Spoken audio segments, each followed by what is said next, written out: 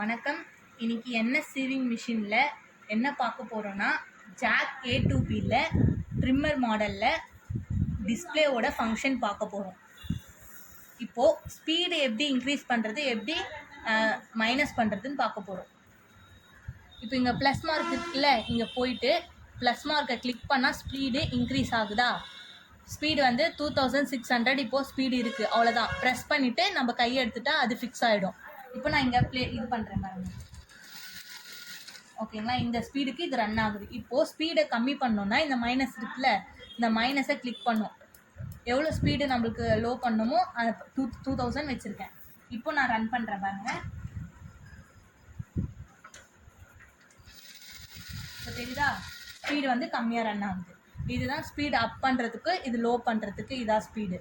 Next என்ன பார்க்கணும்னா trimmer பார்க்க போகிறோம். இப்போது ஜாக் A2Bல வந்து ட்ரிம்மர் மாடல் இருக்குது. அந்த ட்ரிம்மரை எப்படி ஆஃப் பண்ணிவிட்டு ஸ்டிச் பண்ணுறது, ஆன் பண்ணிவிட்டு எப்படி ஸ்டிச் பண்ணுறதுன்னு பார்க்க போகிறோம்.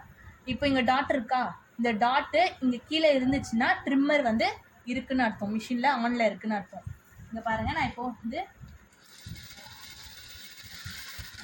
ரிலீஸ் பண்ணிட்டா இங்கே வந்து ட்ரிம் ஆகிடுச்சு. இப்போ துணி நான் வெளியே எடுத்துறேன். ஓகேங்களா, இப்போது இந்த சிசர் மாதிரி இருக்கா, இதை வந்து நான் அப்படி ஒரு ப்ரெஸ் பண்ணால் இந்த டாட் போயிடுதா. இப்போ வந்து ட்ரிம்மர் ஆஃப் ஆகிடுச்சு.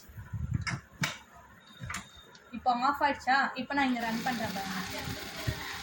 ரன் பண்ணாலும் நான் ட்ரிம் பண்ணாலும் ட்ரிம் ஆகாது. ஓகேங்களா, மறுபடியும் இப்போ நான் ப்ரெஸ் பண்ணால் இங்கே டாட் வந்துடுச்சா. இப்போ நான் ரன் பண்ணுறேன் பாருங்கள். ரன் பண்ணோன்னா இப்போ சவுண்டு கேட்குதா, ட்ரிம் ஆகிடுச்சு. துணி நான் வெளியே எடுத்துட்டேன். இதுதான் ட்ரிம்மரோட இது. இப்போது நீடிலோட பொசிஷன் பார்க்க போகிறோம்.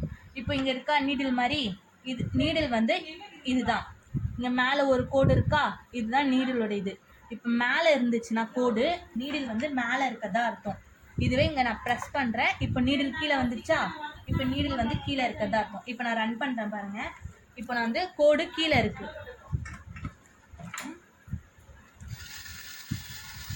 ரன் பண்ணிட்டு விட்டுறேன்னா இப்போ நீடில் எங்கே இருக்குது, கீழே தான் இருக்குது. இப்போ மறுபடியும் ப்ரெஸ் பண்ணுறேன், இந்த டாட் வந்து மேலே போயிருக்கு இந்த கோடு.